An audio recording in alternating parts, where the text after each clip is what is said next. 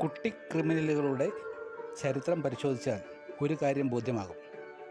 School പഠനകാലങ്ങളിൽ ഇവരാരും തന്നെ ഒരു വിധത്തിലുള്ള കലകളും ഗൗരവമായി അഭ്യസിച്ചിട്ടില്ലാത്തവരാണ്, അഥവാ അതിനുള്ള സാഹചര്യം ലഭിച്ചിട്ടില്ലാത്തവരാണ് എന്ന സത്യം.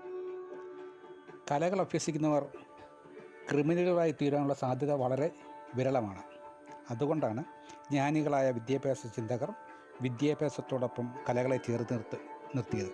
എന്നാൽ കലകളുടെ ഈ അത്ഭുതകരമായ വിമലീകരണ ശേഷി മനസ്സിലാക്കാതെ കലയെ ബോധപൂർവം പാഠ്യപദ്ധതിയിൽ നിന്നും അകറ്റി നിർത്തിയതാണ് പല തരത്തിലുള്ള കുട്ടിക്രിമിനലുകളുടെ സൃഷ്ടിക്ക് കാരണമായത്.